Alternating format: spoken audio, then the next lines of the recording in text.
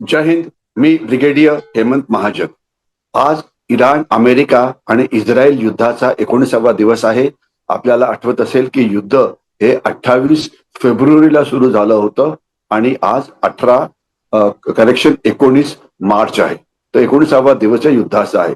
तर आपण विश्लेषण करू या युद्धामध्ये नेमकं अमेरिकेने काय अचीव्ह केलं, इस्रायलची उपलब्धी काय होती, इराणचं नेमकं काय झालं, याच्याशिवाय बाकीचं जग म्हणजे युरोपियन युनियन यांनी काय केलं, चीन यांनी काय केलं, रशिया यांनी काय केलं आणि इतर आखाती देश यांचं काय झालं, सगळ्या जगावरती या युद्धाचा काय परिणाम झाला आणि युद्धामध्ये जे युद्धाची शस्त्र होती किंवा युद्धाचे जे डावपेच होते ते कशा प्रकारे वापरले गेले याचं आपण आज विश्लेषण करण्याचा प्रयत्न करू. या युद्धामध्ये जे शस्त्र वापरली ती होती सगळी शस्त्र आकाशातून फायर करणारी होती. ती म्हणजे दोन प्रकारची, एक मिसाईल्स आणि दुसरी ड्रोन्स. मिसाईल्स म्हणजे ही 200 किलोमीटर पासून तर 1000-1500 किलोमीटर इतकी लांब रेंज असलेली मिसाईल्स होती. याच्यामध्ये क्रूज मिसाईल्स होती, ग्राउंड टू एअर मिसाईल होती, शिप टू ग्राउंड फायर करणारी मिसाईल होती. याच्याशिवाय जे एअरफोर्स होतं इस्रायलचं आणि अमेरिकेचं यांनी यांनी आपल्या आकाशातून त्यांच्या विमानाच्या मदतीने एअर टू ग्राउंड मिसाईल सुद्धा लॉन्च केलेली आहे. मिसाईलला वेगवेगळ्या पद्धतीने त्याला डिव्हाइड केलं जाऊ शकतं. एक तर PGM म्हणजे प्रिसिजन गायडेड अम्युनिशन. याचा अर्थ काय असतं की हे जे मिसाईल किंवा क्षेपणास्त्र असतं ते गायडेड असतं आणि ते नेमकं जो त्यांना रेफरन्स दिला असतो तिथे जाऊन ते आदळतं आणि त्या टार्गेटचं नक्की नुकसान करतं. तर त्याच्यामुळे याची किंमत ही भयंकर मोठी असते. जितकी जास्त रेंज म्हणजे 100 किलोमीटरचं वेपन असेल तर किंमत जर X असेल तर 1000 किलोमीटरला याची किंमत 10 पटीने वाढेल. तर वेगवेगळ्या प्रकारची cruise missiles, ground to air missile, air to ground missiles ही अमेरिकेने वापरलेली आहे आणि इस्रायलने वापरलेली आहेत. आणि त्यांचे लक्ष म्हणजे त्यांची टार्गेट्स काय होती, त्यांची टार्गेट्स होती सुरुवातीला जे नेतृत्व होतं इराणचं त्यांच्यावरती. नेतृत्व म्हणजे काय, नेतृत्व म्हणजे राजकीय नेतृत्व, नेतृत्व म्हणजे लष्करी नेतृत्व, नेतृत्व म्हणजे जे त्यांचे ॲटॉमिक सायंटिस्ट होते, अनुभव म्हणून सायंटिस्ट, त्याचं नेतृत्व. याच्याशिवाय त्यांचं जे इन्फ्रास्ट्रक्चर आहे म्हणजे इराण हे अतिशय मोठ्या प्रमाणामध्ये तेलावरती अवलंबून आहे, तर त्यांचं तेल इंडस्ट्रीचं नेतृत्व, हे सगळं नेतृत्व होतं. आणि अमेरिकेने आणि इस्रायलनी त्यांच्या नेतृत्वाला पहिले टार्गेट केलं आणि जवळजवळ खोमेनी त्यांचे जे मुख्य नेते होते ते मारले गेले आणि बहुतेक सगळे जनरल जे होते ते सगळे मारले गेले, अनेक सायंटिस्ट पण मारले गेले. पण असं असून सुद्धा इराण आज 19व्या दिवशी युद्ध करतच आहे. तर नेमकं हे कसं झालं? इराणला माहिती होतं की त्यांच्या नेतृत्वाला मारलं जाईल म्हणून त्यांनी दुसऱ्या फळीचं नेतृत्व तयार केलं होतं, तिसऱ्या फळीचं नेतृत्व तयार केलं होतं आणि त्यांचं जे नेतृत्व आहे हे विखुरलेलं आहे. म्हणजे इराणमध्ये जे 31 वेगवेगळे प्रांत आहेत या प्रांतात विखुरलेलं आहे आणि आता 31 प्रांत आपापल्या पद्धतीने युद्ध सुरू करतायत आणि सेंट्रलाइज्ड नेतृत्व जे आहे खोमेनी नंतर हे कुठले आलेले नाहीये, कारण जे दुसरे आले होते त्यांना पण मारण्यात आलं, त्यांची इंटेलिजन्स एजन्सीचे चीफ होते त्यांना पण मारण्यात आलं, त्यांचे जनरल्स होते त्यांना पण मारण्यात आलं. पण तरी पण युद्धाची जी तीव्रता आहे जेवढी कमी व्हायला पाहिजे होती तेवढी झाली नाही. आज मानलं जातं की आता जे मिसाईल्स किंवा ड्रोन्स जी इराण फायर करते आहे ती आता जवळजवळ 70-80% कमी झाली आहे. म्हणजे रोज जर 100 मिसाईल फायर होत होती आता 15 ते 20 एवढीच मिसाईल फायर होत आहेत, परंतु इराणच्या वेगवेगळ्या जागांवरनं ती फायर होत आहेत. तर नेतृत्व मारणं हा एक युद्धाचा डावपेच अमेरिका आणि इस्रायलनी वापरला. याकरता आपण कौतुक करायला पाहिजे मोसादचं, की जी इस्रायलची गुप्तहेर संस्था आहे, त्यांनी इराणच्या आत मोठ्या प्रमाणामध्ये आपलं गुप्तहेर तिथे तयार केले होते, खबरे तयार केले होते. मग ते इराण रिव्होल्युशनरी गार्डमध्ये असो की इराण सैन्यामध्ये असो की इराणच्या जो अणु प्रोग्राम आहे त्याच्यामध्ये असो, आणि त्याला जोड मिळाली होती अमेरिकेचं जे टेक्निकल इंटेलिजन्स आहे त्याची. अमेरिका सॅटेलाइटनी जगावरती लक्ष ठेवू शकते, अमेरिका इलेक्ट्रॉनिक सर्व्हेलन्सवरती लक्ष ठेवू शकते, अमेरिका सायबर अटॅक करून सगळ्या ज्या कमांड अँड कंट्रोल सिस्टीम्स आहे त्या बंद पाडू शकते. अमेरिका त्याला म्हणायचं की स्पेस बेस्ड लक्ष हे ठेवू शकते. तर अमेरिकेचं टेक्नॉलॉजिकल इंटेलिजन्स आणि ह्युमन इंटेलिजन्स जे इस्रायलचं होतं याचा संगम होऊन एक कंबाईंड यश मिळालं नेतृत्वाला खतम करण्यामध्ये. परंतु इराणचं यश असं आहे की पहिल्या फळीचं नेतृत्व जरी पूर्णपणे बर्बाद झालं तरी पण त्यांनी ती लढाई सुरू ठेवलेली आहे, कारण ते अशा परिस्थितीमध्ये तयार होते आणि त्यांनी केवळ नेतृत्वच विखुरलेलं ठेवलं नाहीये, त्यांची शस्त्र म्हणजे मग ती ड्रोन्स असो की मिसाईल्स असो ती पण विखुरून ठेवलेली आहे. हा एक पहिला युद्धाचा डावपेच झाला. दुसरा, अमेरिकेने याच वेळेला सायबर युद्धाचा वापर केला, याच वेळेला स्पेस वॉरफेअरचा वापर केला आणि सगळ्या प्रकारची जी त्यांच्याकडे मॉडर्न शस्त्र होती ती वापरली.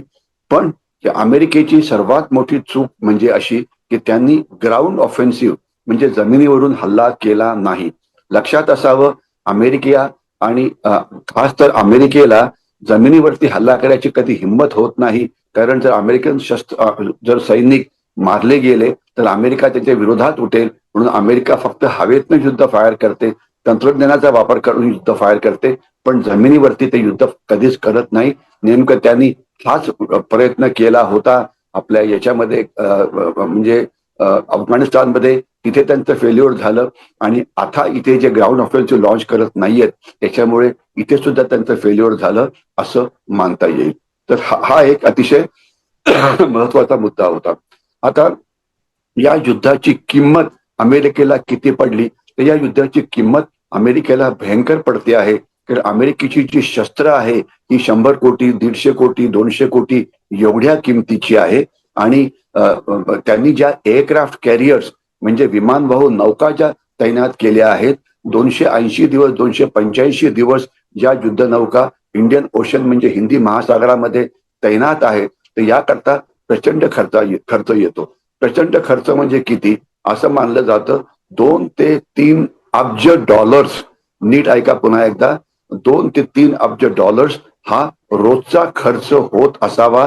केवळ अम्युनिशन जी खतम झाली आहे त्याचा खर्च, जी तैनाती आहे त्यांच्या सैन्याची त्याचा खर्च, जे नुकसान झालेलं आहे शस्त्रांचं किंवा याचं, तो खर्च हा वेगळाच असेल. म्हणजे मोठा खर्च झालेला आहे अमेरिकेचा.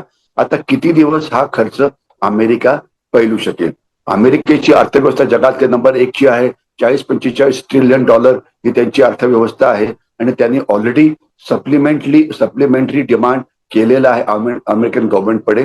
तर त्यांना पैशाची कमी असेल असं नाही.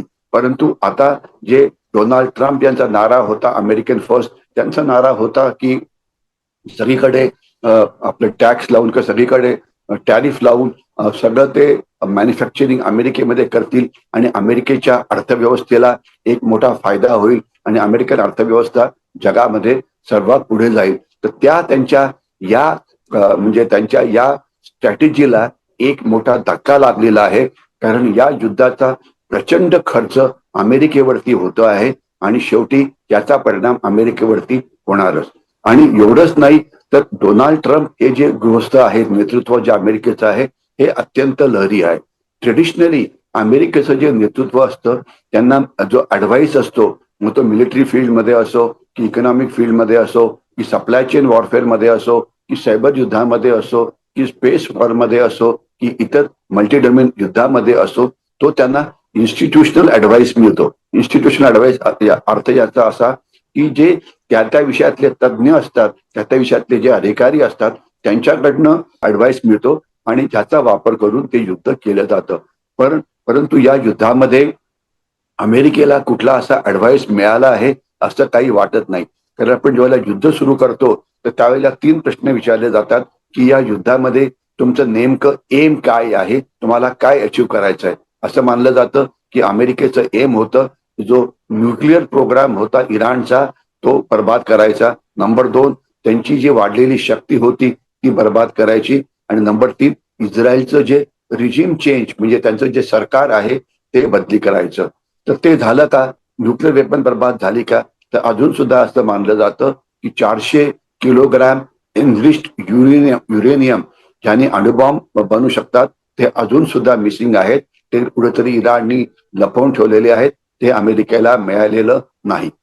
लष्करी ताकद इराणची बर्बाद झाली का? तर त्याचं उत्तर आहे त्यांची 70-80% तरी ताकद बर्बाद झालेली आहे. परंतु अजून सुद्धा ज्या पद्धतीने युद्ध चालू आहे, अजून सुद्धा अनेक दिवस लढण्याची क्षमता ही इराणची शाबूत आहे. नंबर 3 जे आहे की रिजिम चेंज सरकार बदली झालं का?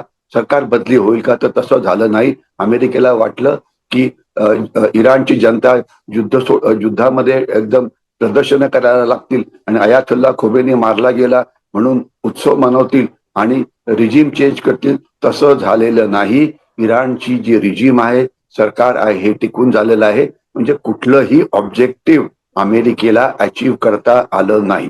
इस्रायलचं काय? इस्रायलनी अमेरिकेचा वापर करून जी ताकद भयंकर वाढली होती इराणची, ती बर्बाद करण्यामध्ये इस्रायलला मोठं यश मिळालेलं आहे. आणि एवढंच नव्हे तर इराणचे जे प्रॉक्सी होते, 3 मोठे प्रॉक्सी आहेत. हमास, ज्यांना इस्रायलनी कम्प्लिटली अनिहिलेट केलेलं आहे, ते तर गेले. परंतु दुसरे जे आहेत हिजबुल्ला, की जे लेबनॉन मधून इस्रायलच्या विरोधात काम करतात, त्यांच्या विरुद्ध ग्राउंड ऑफेन्सिव्ह हा इस्रायलनी सुरू केलेला आहे. आणि त्याच्यामध्ये हिजबुल्लाची ताकद कमी करण्यामध्ये खूप यश मिळालेलं आहे इस्रायलला. आणि एवढंच नव्हे तर तिथे एक ते डिमिलिटराइज्ड झोन तयार करू इच्छितात. म्हणजे इस्रायलच्या बॉर्डरपासून 20, 25, 30 किलोमीटर मध्ये लेबनॉनच्या कुठल्याही जनतेला राहू द्यायचं नाही. ते तिथे राहिले नाही तर तिथून ते मिसाईल्स किंवा क्षेपणास्त्र किंवा ड्रोन्स हे इस्रायलवरती फायर करू शकणार नाही, ही कल्पना आहे. तर त्यात त्यांना बऱ्यापैकी यश मिळालंय. आणि तिसरे जे प्रॉक्सी आहेत ते आहेत हुथी, जे येमेनमध्ये आहेत. हुथीची कारवाई अतिशय कमी राहिलेली आहे. याचा अर्थ हुथी ही जी बर्बादी आहे ती बऱ्यापैकी झालेली आहे. म्हणजे जे प्रॉक्सीज होते इराणचे, एक तर हमास पूर्णपणे बर्बाद झालेले आहे, हुथी पुष्कळशे बर्बाद झालेले आहे आणि हिजबुल्ला 70-80% तरी बर्बाद झाले आहेत. आणि उरलेल्या ग्राउंड ऑफेन्सिव्ह मध्ये त्यांना इस्रायल जेवढी नोन टार्गेट्स आहे ती बर्बाद करेल. तर थोडक्यामध्ये हे जे युद्ध झालेलं आहे, तर सध्याची 19व्या दिवशी परिस्थिती काय आहे? तर 19व्या दिवशी परिस्थिती अशी आहे की इराणची युद्ध लढण्याची क्षमता ही खूप कमी केलेली आहे, म्हणजे खूप बर्बाद केलेली आहे. परंतु अजून सुद्धा काही दिवस ते युद्ध लढू शकतात, अशा प्रकारचं विश्लेषण आपण करू शकतो. आता दुसरा प्रश्न आहे की इराणनी या युद्धामध्ये कुठली शस्त्र वापरली? इराणनी फक्त 2च शस्त्र या युद्धामध्ये वापरली. एक तर आहे क्रूज मिसाईल्स, म्हणजे ground to air, ground to ground missiles, आणि दुसरी ड्रोन्स वेगवेगळ्या प्रकारची. ड्रोन्सची किंमत कमी असते आणि ड्रोन्सना गरीब माणसाचं एअरफोर्स असं मानलं जातं. तर गेल्या काही वर्षामध्ये मोठ्या प्रमाणामध्ये अंडरग्राऊंड टनेल्स मध्ये इराणनी मोठ्या प्रमाणात ड्रोन्स तयार केली आहेत. अक्षरशः 1 लाख तरी ड्रोन्स असावी शहीद असं मानलं जातं. याच्याशिवाय त्यांनी मिसाईल्स पण तयार केलेली आहेत. तर याच्यामुळे अजून सुद्धा मिसाईल फायर करण्याची क्षमता ही इराणची पुष्कळ आहे. आता या युद्धाचा आपल्याला एक प्रकार कळायला पाहिजे. टीव्हीवरती जो युद्धाचा ज्वर तयार केला जातो त्याच्यामुळे अनेकांना वाटतं की हे युद्ध 24 तास सुरू आहे. तसं नाही. हे जर आपण नीट ऐकावं, हे युद्ध फार तर रोज 15-20 मिनिटं लढलं जातं. म्हणजे जर आज समजा 100 मिसाईल फायर केली, समजा आपण एक 200 ड्रोन्स फायर केली, तर हे युद्ध जमिनीवरती 15 ते 20 मिनिटाहून जास्त होत नाही.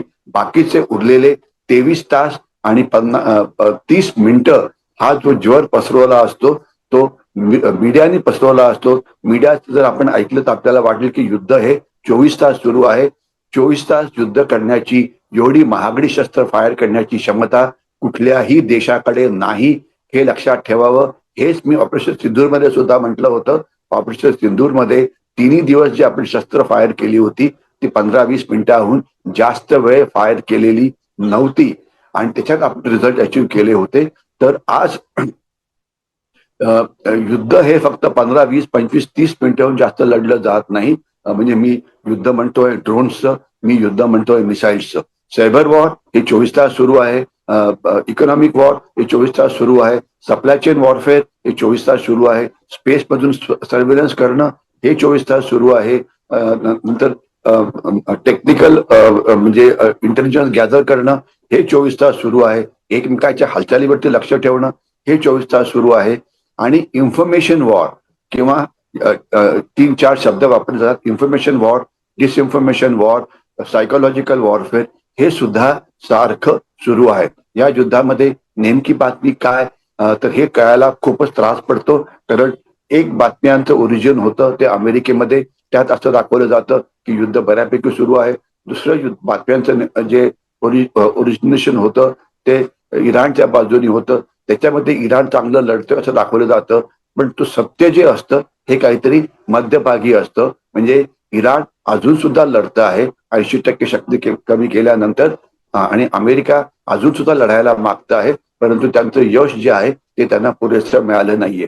तर शस्त्रांविषयी आपण बोललो, आणि आता किंमत कमी करण्याकरता आता स्मार्ट बॉम्ब वापरायच्या ऐवजी डम बॉम्ब हे वापरले जातात. म्हणजे तुम्ही त्याला ग्रॅव्हिटी वेपन जसं म्हटलं जातं. ग्रॅव्हिटी वेपन म्हणजे काय, असं असं लोक दाखवायचा प्रयत्न करतात की काहीतरी मोठं आहे. पहिले तोफेचा गोळा फायर केला जायचा, भारतीय सैन्य करायचं, ते काय होतं की गोळा फायर व्हायचा आणि जो जिथे पडायचा, जिथे फुटायचा, तिथे नुकसान व्हायचं, तर ते ग्रॅव्हिटीमुळे खालती यायचं. पण नंतर मग त्याला त्या गोळ्यामध्ये एक गायडन्स सिस्टीम घालण्यात आली, त्याच्यामुळे गोळा जिथे नेमका एम घेतला तिकडे जायचं. तर आता आपण जुन्या पद्धतीचे ग्रॅव्हिटी बॉम्ब वापरतो आहे आपण, म्हणजे अमेरिका वापरत आहे, कारण त्यांना जे गायडेड मिसाईल्स आहेत ते परवडत नाहीये. याच्याशिवाय तुम्ही इस्रायलची हानिकॉम सिस्टीम हा प्रकार वापरला, ऐकला असेल की इस्रायल आता 30-40 वेगवेगळ्या ठिकाणनं युद्ध लढतं आहे. तर युद्धाचे डावपेच इराणनी चांगल्या पद्धतीने वापरले, याच्याविषयी काही शंका नको.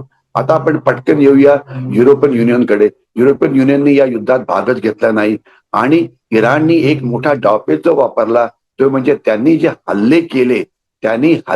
केले ते अमेरिकेची जे बेसेस होते आखाती देशामध्ये, युएई मध्ये, बहारीन मध्ये, कुवेत मध्ये, तर त्याच्यावरती हल्ले केले. आता हे जे बेसेस होते हे खरं म्हटलं तर ऍडमिनिस्ट्रेटिव्ह बेसेस होते मिलिटरी बेसेस, पण ऍडमिनिस्ट्रेटिव्ह होते. आणि तिथे ऑलराऊंड जशी किल्ल्याची किल्लेबंदी असते तशा प्रकारची किल्लेबंदी नव्हती. तर त्याच्यामुळे आखाती देशांचं खूप नुकसान झालेलं आहे. खूप नुकसान म्हणजे काय, तर त्यांची मिलिटरी क्षमता ही बर्बाद झालेली आहे, त्यांची तेल प्रोडक्शनची क्षमता ही बर्बाद झालेली आहे. दुबई, आता आपण दुबईविषयी थोडंसं बोलण्याची गरज आहे. म्हणजे आखाती देशाला वाटत होतं की अमेरिका त्यांचं रक्षण करू शकेल इराणच्या हल्ल्यापासून, जे अमेरिकेला करता आलं नाही. आणि आखाती देशांना, खास तर दुबईला किंवा युएईला सोन्याची लंका असं म्हटलं जायचं. जगातला हा सर्वात श्रीमंत असा देश होता, तिथे टॅक्सेस नव्हते, तर जगातले सगळे श्रीमंत तिथे येऊन राहायचे.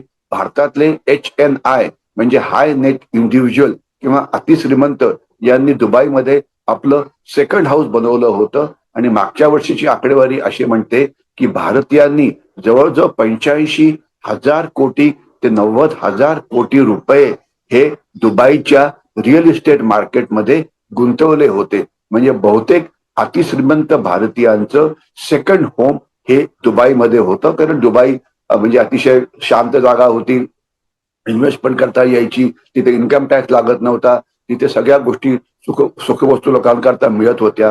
परंतु त्याच दुबईला, नीट ऐका, आता पुन्हा पूर्णपणे बेचिराग केलेलं आहे.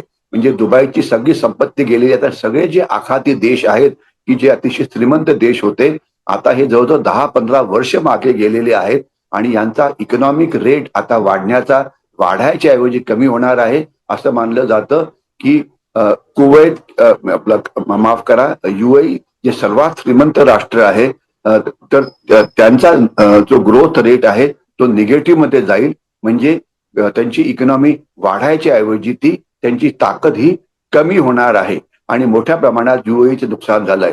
एवढंच नाही तर युएई हे मध्यभागी असल्यामुळे सगळी विमान वाहतूक ही तिकडनं व्हायची, त्याला ग्लोबल हब असं म्हटलं जायचं, ते आता विमान वाहतूक पूर्णपणे थांबलेली आहे. युएई मध्ये सगळे ज्या फायनान्शियल इन्स्टिट्यूशन्स होत्या जगाच्या, त्या सगळ्या तिथे होत्या, आणि ते जगाच्या आर्थिक उलाढालीचं एक महत्वाचं केंद्र बनलं होतं. म्हणजे आर्थिक उलाढाली म्हणजे इकॉनॉमिक ऍक्टिव्हिटी तर एक भाग झाला. दुसरा आर्टिफिशियल इंटेलिजन्स नावाचा प्रकार आपण ऐकला असेल. त्याचे GCC म्हणजे ग्लोबल कम्युनिटी सेंटर्स हे तिथे करण्यात आले होते. मोठ्या प्रमाणामध्ये तंत्रज्ञान वापरणाऱ्या कंपन्यांनी आपली ऑफिसेस आणि आपले वेगवेगळे मॅन्युफॅक्चरिंग प्लांट हे तिथे तयार केले होते. ते आता पूर्णपणे ठप झाले आहेत. म्हणजे थोडक्यात आखातमधला सर्वात श्रीमंत देश दुबई किंवा UAE यांचं प्रचंड नुकसान झालं आहे आणि या नुकसानातून बाहेर पडण्याकरता त्यांना अनेक वर्ष लागणार आहेत आणि नुकसानातून तर बाहेर केव्हा पडू शकतील तर ज्या वेळेला युद्ध थांबेल त्यावेळेला. आणि या सगळ्या राष्ट्रांचा सर्वात मोठा जो इकॉनॉमिक सोर्स होता तो म्हणजे तेल आणि गॅस.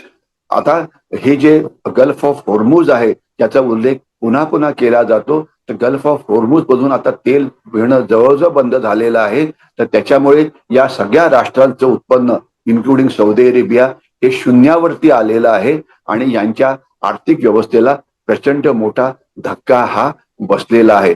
भारतच एक असा नशीबवान देश आहे की ज्यांनी आपली अनेक गॅसची जहाजं, आपली अनेक पेट्रोलियमची जहाजं गल्फ ऑफ होर्मुज मधून काढून आपण आपल्या देशामध्ये सुखरूपपणे पोहोचवली, ज्यामुळे आपली ऑइल सुरक्षा किंवा इंधन सुरक्षा किंवा एनर्जी सिक्युरिटी याच्यामध्ये आपल्याला मोठं यश मिळालेलं आहे. तर मी इथेच थांबतो. जय हिंद.